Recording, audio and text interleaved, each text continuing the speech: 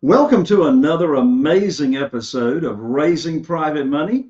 I'm your host, Jay Connor, also known as the Private Money Authority, and this is the podcast where we talk about how to raise private money for your real estate deals without really ever having to ask anybody for money. Well, my guest today is a phenomenal capital raiser. In fact, he's already raised in his career over $25 million in private money and private capital from his investors. And we're going to dive in deep as to how he's going about that. How does he start conversations? And how does he find these people to invest with him? Well, just a little bit about my guest's background. He actually started investing back in 2012. That's when he actually had his first rental property. And then he started broadening out from there. I mean, in addition to rental properties, he's flipped properties. He's helped troubled homeowners stay in their homes. He's provided housing for tenants that are subsidized tenants. And then in addition to that, he's been in the self-storage industry. Currently, he and his team own and operate over 700,000 square feet of self-storage and even expanding on that. Well, in just a moment, we're going to dive deep into the mind of my guest and friend, Mr. Ian Horowitz, right after this. If you're a real estate investor and are wondering how to raise and leverage private money to make more profit on every deal, then you're in the right place. On Raising Private Money, we'll speak with new and seasoned investors to dissect their deals and extract the best tips and strategies to help you get the money, because the money comes first. Now here's your host, Jay Connor. Well, hello there, Ian, and welcome to the show. Hey, Jay, what's going on? Glad to be on today. Yeah, I'm glad to have you. My lands, I really enjoyed being a guest on your podcast, and I had forgotten how awesome and how rich your voice sounds here on the show. So welcome, and I'm glad to have you. You've raised millions and millions and millions of dollars in private money. But before we get into actually how you've gone about doing that, give us your backstory and, what were you doing, prior to this world of real estate investing in 2012, and what got you interested? Yeah, we took the absolute longest road possible. We actually started as career firefighters, my business partner and myself. We wanted to be big, bad city firemen. We grew up being volunteers at the local volunteer firehouse and decided that was a career path that we wanted to choose. My business partner got hired a little bit before me, and in 2007 and 2008, respectively, we got hired for the city of Baltimore. You ever watch The Wire? It's all true. You saw the riots that happened. That's where we worked, the heart of West Baltimore. And, very quickly did we find out that, it's an amazing job, and what we do for a living, helping people in a time of need, their absolute worst moment. We're there helping people financially. It might not be the best choice, right? Like, barely getting out of high school, the career paths that we took, college wasn't in our future. It was a great, amazing job. However, it just was not monetarily a huge win, and so working for the fire department, it was cool, but, we got hired right around the global financial crisis, and it really forced our hands to find another way. We're looking at, we get hired in 07 and 08. By 2009, they're furloughing us. By 2010, they're closing companies. 2011, they're messing with our pension system. 2012, Obamacare comes out, healthcare skyrockets, and everything just kept piling on. And, typical firemen, we would work 2 10-hour days, 2 14-hour nights at the time. And we all had side jobs. And we were working 8 days a week to try to make a living. You got your wife at home, we're starting to hit that age where she's like, hey, I want to have kids. And I'm like, oh my God, how do you pay for this? How do you pay for daycare? How do you pay for any of these things? And that's really what was the catalyst behind us getting involved in real estate. It was really out of a need. It was out of the fact that the fire department forced our hands with no overtime, threats of furloughs, no job security. Not to mention, you're risking it all every time you go out the door. We might not come home. And, real estate was a way not only to provide cash flow to our household, but it was also a way to create a legacy or a life insurance policy that, allowed us to support our families. God forbid something happened to us. So why real estate? How did you get interested in it? I mean, I know why you got interested in it, but why real estate instead of some other type of, pathway to what you wanted to accomplish? Well, because Monopoly is the coolest game in the world. No, it's really what it comes down to is, we were working 2 10-hour days, 2 14-hour nights, and we'd be landscaping, doing construction jobs, laying tile, laying brick, whatever it was to try to make an extra dollar. But like, you start thinking about it, and you're sitting around the kitchen table with these guys that are working 40 years. And I say, hey, Lieutenant, you worked 40 years. There was a lieutenant. He worked the riots in the 60s and worked the riots in the early 2000s. And it was like, hey, Lieutenant, like, what are you doing when you go to retire? He's like, well, I'm going to go work for Walmart or Home Depot. And I'm like, what are you doing? I was like, there's got to be a better way. So, and it was also like, hey, my wife wants to have kids, and God forbid something happens to me and I start a landscaping business or I start a construction business and I get killed. I get hurt so bad that I can't complete a job. And my wife's left with this burden of these people that we took deposits for to go do jobs. Like, that's not something that I was interested in doing. But what I did know was, if I wanted to work a 30-year career and I bought a piece of real estate, and let's just say it was worth $100,000, and I could buy 10 houses, that'd be $1 million worth of houses. And over 30 years, if they all paid off and they weren't worth $1 more, and somebody paid me to pay them off in that same time horizon, and I made a couple $100 a month all the way through this process on each one of those houses, I'd have $1 million when I retired. And I thought that was the coolest thing in the world. And that's how I picked real estate. It was, while I'm asleep at work, I could make money. Like, how could I make, the only thing that I could think in my head is like, around the clock, 24/7, how do you make money? Well, if someone's renting my house, every month they rent my house, they are renting it for every second of the day. I'm making money every second of the day. And that's really what was my catalyst behind real estate, and really what interested me. And also, it's such a tactile asset class, right? Like, there's nothing cooler than driving by, like, yo, I own that building, or yo, I own that house, or I renovated that house, I flipped that house, I wholesaled that piece of property there. And those are all benefits that we learn from investing in real estate over time, of why real estate's so cool. Yeah, that certainly makes sense. So let's talk about the funding of your deals when you started out. So when you started out, you had rental properties and you went to doing some flipping, et cetera. When you started out, how were you funding your properties, or how were you getting them funded? Yeah. So let's just use the first deal that we ever did. The first deal I ever did, I bought it for $25,000, put like 25 grand into it, and maybe it was worth like 75 grand. When we were done, we got $1,250 rent. Cool story, right? But I didn't know any better. So the very first deal I did was I borrowed hard money at like 16% and 6 points. And I didn't know any better. I put like the last 5 or 10 grand I had in my pocket into the thing, and I did it. And then, but I was able to refinance it. And then we did it again. And I got a little more savvy and said, oh, well, there's a hard money lender that does it at 12 and 2. Cool. Let's use him, and he'll give me 100% financing. And it was like, well, I borrowed money from that guy, but like, why can't I borrow it from my friends and family? And there were situations where the hard money lender, as he got more into the business, he was like, well, I know I lent 100%, but how about I lend you like 90%? And I was like, okay, well, I need 10 grand here or 20 grand there. So I would go to my friends and family. Yeah, remember, we work in a firehouse, like all type A personalities. Everybody's got an opinion on everything. Half the dudes like, you're an idiot. I don't want to curse on your show, but you can imagine the explicitives that went with those words. You're an idiot. You're just going to be a slumlord, blah, blah, blah, this, blah, blah, blah, that. And I was like, all right, well, we're not going to talk to them guys. But then there was the other dudes that were like, yo, dude, that's the coolest thing in the world. How do I get involved? I don't want to deal with the drama. So a friend of ours bought a house. We showed him the whole thing. He's like, screw this. This is not for me. How about I just give you 10 grand on your next deal? So we would go to him for some gap funding. And then that started to grow. And it really took us to our first commercial asset, and I'm only talking about the front side of like raising the capital. Like, how do we do it? We would tell everybody about what we do. There's a reason we have a podcast. There's a reason we come out here and talk to people, because we want people to know what we're doing and we want people to be comfortable, right?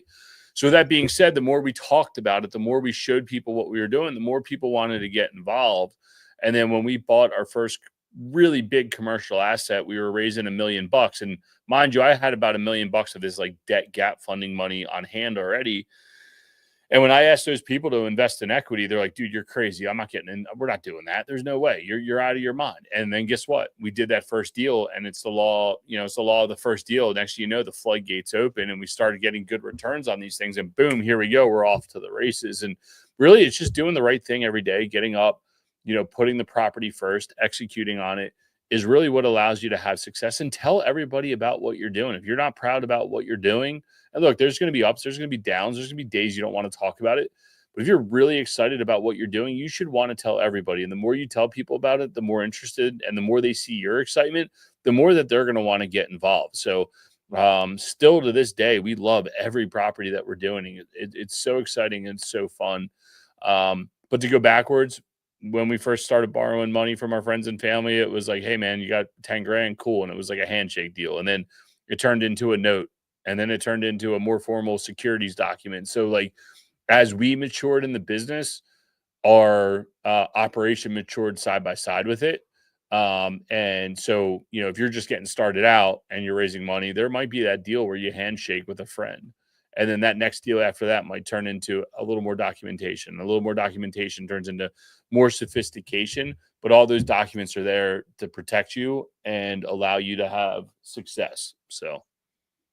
Yes. So it's been my observation, after interviewing hundreds and hundreds of guests here on my show that raise private money.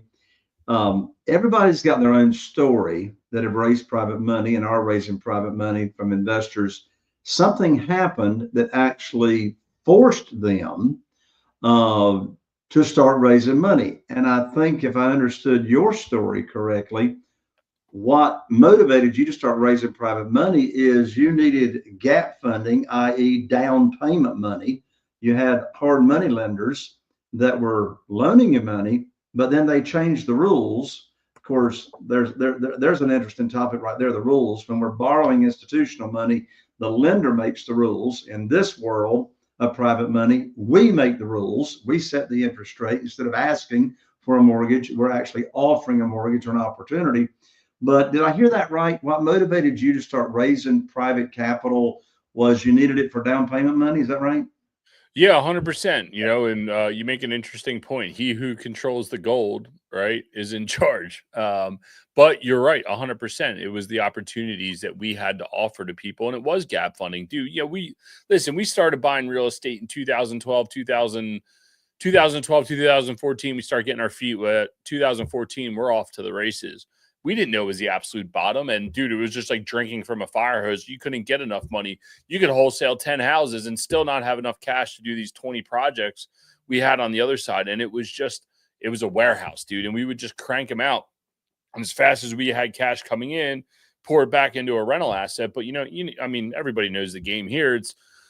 It's cash flow management, and we needed the gap funding. But you know what we realized looking back on it? Those gap funding opportunities, when we felt dead broke, was really, like you just said, an opportunity that we were able to offer to our friends and family that they did not have anywhere else to earn a high rate of return, 8 to 10%. They're like, oh, dude, you're the best dude ever. It's like, yeah, that 8 to 10%, it's like, but you guys don't understand. That's way cheaper than what I'm paying over here. So it's a win-win for everybody. But yeah, 100%. We started with gap funding and worked off of there.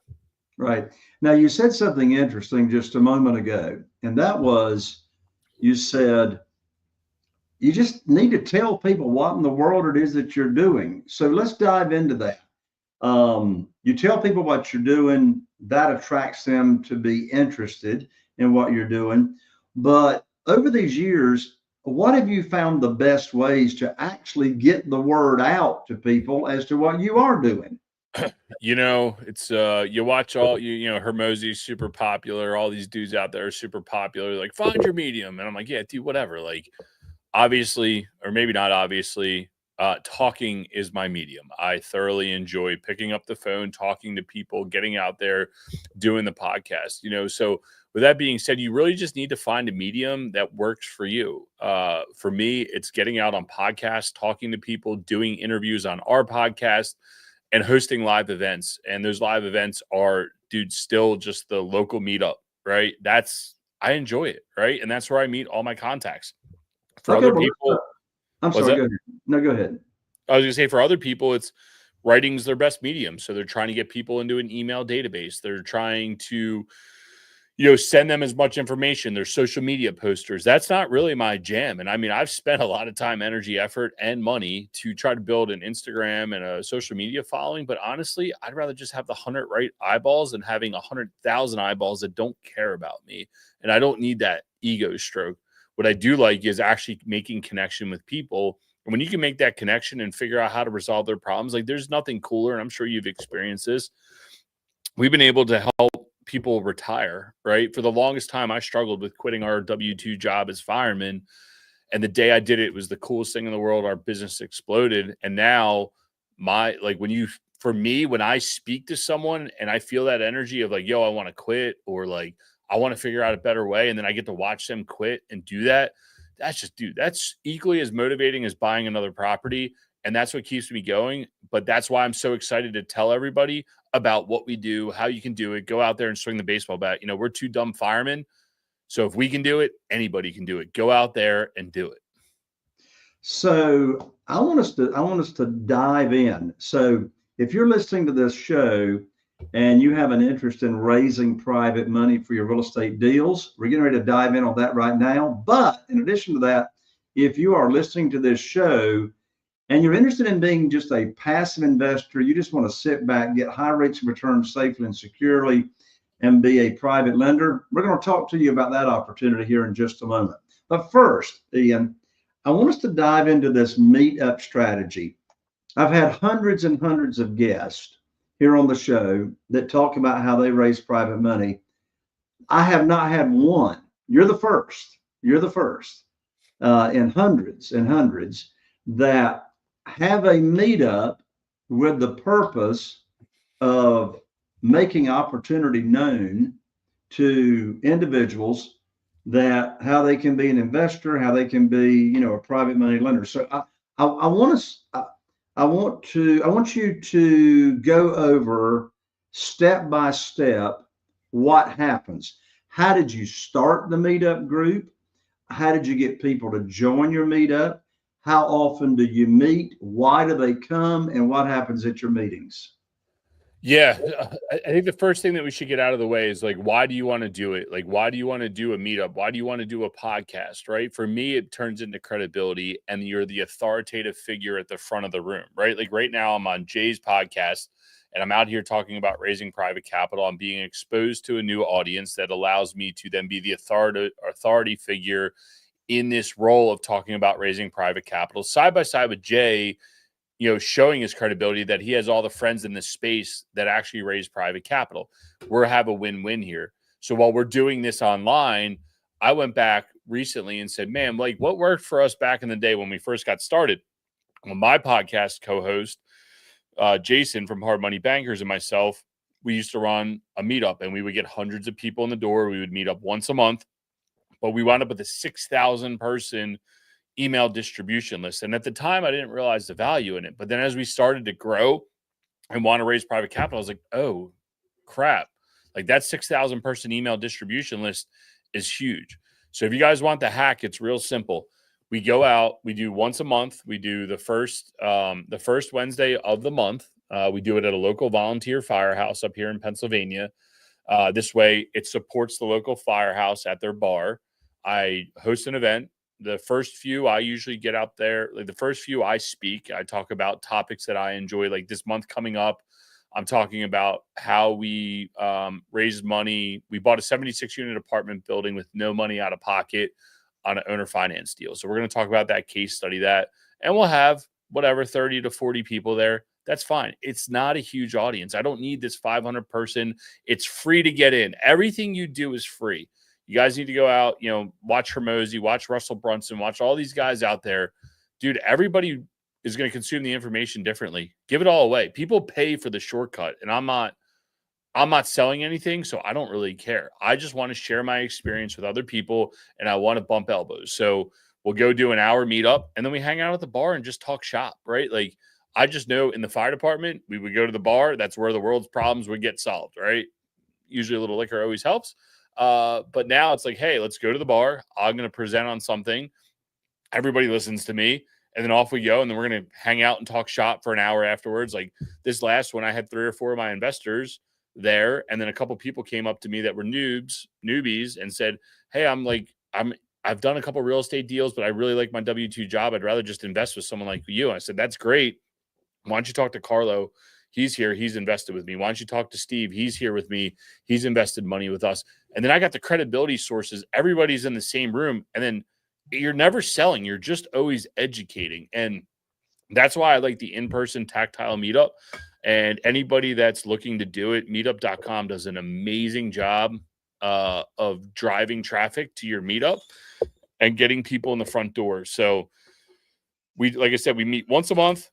And my goal is to, not only meet them in person, but become the credibility and the authoritative figure. Oh, and then real quick, side by side with that, as I run out of topics, I'll start bringing in subject matter experts from the local Philadelphia area that will present. And then it's like same thing as the podcast. Hey, here's my friend. They're coming in to present on this said topic. And then I get to co-sign their experience with my audience that shows that we're the authoritative figure in the real estate space. So then when they want to invest, their first thought is, well, how do I invest? Well, I go to that meetup. I remember Ian saying something at the beginning of the meetup that they're doing a new 55,000 square foot flex space syndication. Let me hop into that, or let me call him about it at least. Oh yeah, well, let's go meet next month. Let's grab a coffee and talk about it. And then you're putting a name to the face. We're not just some BS syndicator that out here that's like, hey, come invest with me and go through my email. And then sure, at the end of this podcast, I'm going to tell you my website, right? It's the easiest way to cast the net. But in the end, I really want to be with people that I can hang out. Like our capital investors, our best demographic for us are people that we can, this is going to sound horrible, but see, feel, and touch, right? Like I want that personal relationship with people that allow us to invest. And we know that we're all on the same page. And that's why we do the meetup. That's how we do it. It's super simple. Don't overthink it. And that's what we're doing. So are most of the people that come to your monthly meetup, are they mostly real estate investors that want to learn how you're doing it? Are they mostly individuals that want to be passive investors or private lenders? What I will tell you is most of the people that are coming in the door have the idea that they want to invest in real estate. Either they've done one deal, they're done several deals, or they want to go and do a deal. Me personally, I want to show them, and I don't know how you feel about this one or what other people have said, but real estate's really effing hard. Like I'm really trying not to curse on your show. New Year's resolution, but it's really, really hard. And people don't realize the amount of work that goes into operating real estate. And I think when people do one deal, they kind of get caught up and like, oh, that wasn't that bad, but shit, that was a lot of work. And then they're like, oh, I'll do deal number 2. And then they're like, you know what? There's a lot of people out there that, like, I was talking to these 2 guys, they work for a solar energy firm. And they're like, look, we're engineers. And we really like our jobs and we make really good money. And we're just looking for another asset class to invest in. Well, that's my prime demographic. They've done 1 or 2 deals. They love their W-2 jobs, but they still want to invest in the asset class of real estate, but not on Wall Street. So they came there with the idea that they wanted to continue to grow into real estate. But then yet I threw them this idea of, well, maybe you could invest in real estate. And look, there's going to be guys. So it's a good mix. I'm sorry, it's a really long answer to your question, but there's a great mix of guys and gals there from sophisticated to not. And the people that are sophisticated, that's fine too, because I want the other experts in the room, even if they're raising capital. I really don't care. I want them there to give the other people a great experience, because in the end, what's the point of the meetup? It's my credibility that I put the coolest people in a room and people had a good experience. So then they're going to reach out to us to talk about investing. So yeah, we have all walks of life. However, most people are have done a few deals, a deal, or want to do a deal more than the experts in the room. Okay. What's the name of your meetup? It's called CRE Syndicate. So we do it. I really have a thing for commercial real estate. I enjoyed doing the online, group game, but I enjoy the in person. And CRE Syndicate really concentrates on commercial real estate. A lot of people look at single family and say, well, that's not commercial real estate, but it is, because you're buying real estate as an investment. And that's why I believe so much in the quote word commercial real estate, because we're all looking to make an investment. I just personally concentrate on commercial real estate. Gotcha. What advice would you give to an individual that wants to start up a meetup? What are the do's and what are the mistakes to avoid? The mistakes to avoid is to think your first one's going to be the best one. I promise you it's going to suck, right? Like it's just like your first podcast. It's not going to be good. Who cares? Just go do it. The best advice I can tell you is get out there and go do it. The same advice when people ask, how do you invest in real estate? Well, get out there and go do it. And just pick a place. Dude, I know a few people have done it where they just started by saying, hey, I'm going to have lunch at this date and time in this location. I'm going to talk about real estate, and my friend so-and-so is coming with me. Whoever wants to join, great. And there was a really cool meetup when I was down in Baltimore where every Friday they would just go get lunch at the one bar and they would hang out for the afternoon and just talk about real estate. It's like, oh, that's cool. For me, I wanted something a little more formal on an evening because of my target demographic that I wanted. Like I said, don't overthink what was the best way to say this? Don't overthink how you want it to be. Just get out there and go do it. Set it up. Go hop on meetup.com. It's like $500 for the year. Sign up, pre-plan 12 dates, put them in your calendar, put them on there, because as soon as it's on the calendar, you're going to have to do them. Put all of them as TBD, and then just come up with January's meetup. That's it. That's all you got to do. What does PVD stand for? To be determined. You don't know what the topic is in February or March and April and May. Who cares? Just concentrate on the month in front of you. So that's what I do. I put up all my dates, and then I just put January, talking about how we bought a 76-unit apartment building with no money out of pocket. Cool. I don't know February's topic till I get in the room and speak with everyone and say, yo, what do you guys want to learn next month? Oh, I want to learn how to use my IRA. Cool. Let me find the coolest IRA person or whoever we use. Let me have them come here and come speak to the group, right? Like, that's how I run it. Other people like having it all pre-planned. Jay's coming into town on this month. I have to do this. Ian's coming to, I'm not that type of person. I just know if I have it on my calendar, I have to do it, but I don't necessarily want to try to guess the topic 12 months from now. Ian, I got a writer downer for you. I coined this phrase, and it summarizes what you just explained, and that is get it on the calendar, because once it's on the calendar, it'll happen. So here's the quote. It's 3 words, quote unquote. Successes are scheduled. Successes are scheduled, right? Success just doesn't rain out of the clouds and say, oh, there you go, we achieved this. No, it was put on the calendar. In the few minutes we got remaining, Ian, I want you to speak to the portion of our audience that is interested in what you just talked about. And that is those people that come to your meetup that they're interested in real estate. They want to get some really nice returns, but they don't want to find deals, oversee deals, rehab deals, oversee real estate. They just want to get some really, really nice returns. So how does that work for you? And what opportunity do you have right now for people to get involved with you? Yeah, the best thing to do is go to equitywarehouse.com, and you can really see all the case studies of different ways we've co-invested and co-lend with our friends and family. Our network's expanded past our friends and family at this point, but you can really see the case studies of how we work, because when we co-lend, they're set up in a certain way. And when we co-invest, they're set up in a different way. And it's a great way for everybody to learn and understand, because these deals fill up really fast. So I'll give you an example that we're finishing up the capital raise. 2 weeks ago, we just finished a purchase of a 55,000 square foot office building that we're going to convert into flex space. We enjoy the storage, warehousing type space. So we're going to take an old office building that was a debt collector for a mortgage company, and we're going to convert that into into FlexWarehouse. And we got a first position loan from a life insurance company, and then we're raising the rest of the capital. We put some money in, and then our friends and family are putting money in. So Generally speaking, you know, I guess, I don't know, legally, I'm not good with all your little SEC numbers, so I don't want to get in trouble. But in the grand scheme of things, it's really simple. The way it works is you put money in, you get some sort of preferred return around the 8% mark, and then you get to enjoy the upside equity in the property. So what does that mean? You get to share not only in the cash flow, the profits, the losses.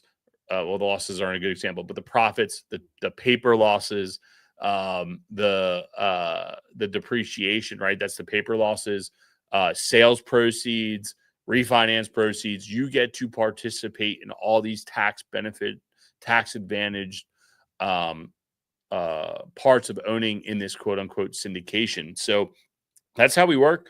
We like to do a preferred return because we want that investment to be real to you, right? Like you put money in a deal and it's like, hey, 3 years from now, it'll be worth this.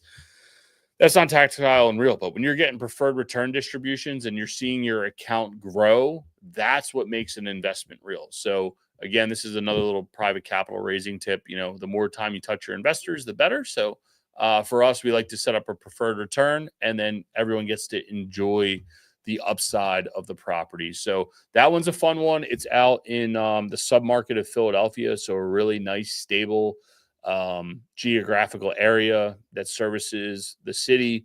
We're actually that one there. We're looking at renting it or it's broken up into 11 condos. So we might take those 11 condos to market to sell. So we're super excited about that one. And if you want to learn more about that, you can, like I said, go to equitywarehouse.com. Learn about what we do. Maybe by the time this podcast gets out, it might be filled up because we generally fill up pretty quick. But, you know, go check out equitywarehouse.com, learn about us, and then we can, if it's a good fit for you, we can converse about that. If you're listening to this show and you have an interest in getting high rates of return and doing business with a guy that knows what he's doing and has been doing it for over 14 years, go to www.equitywarehouse.com and get connected with Ian. Ian, thank you so much for joining me here on the show. Yeah, man, I appreciate it. It's been fun. Hopefully I left some valuable knowledge to your audience, and hopefully everybody, doesn't matter where you're at in the chain, you took something away from it and you can go out and execute on it. Absolutely. There you have it. Another amazing episode of Raising Private Money. I appreciate you being here on the show and tuning in. I really appreciate the likes and the reviews and all that kind of good stuff. Follow me if you aren't already on your podcast platform so you don't miss out on upcoming episodes. If you happen to be watching on YouTube, be sure to subscribe and click that bell so you don't miss out as well. Thank you for joining us. Look forward to seeing you right here on the next episode of Raising Private Money. Are you feeling inspired by the knowledge you gained in this episode? Then head over to jconner.com/moneyguide. That's jconner.com/moneyguide and download your free guide that shares 7 reasons why private money will skyrocket your real estate investing business right now. Again, that's jconner.com/moneyguide to get your free guide. We'll see you next time on Raising Private Money with Jay Conner.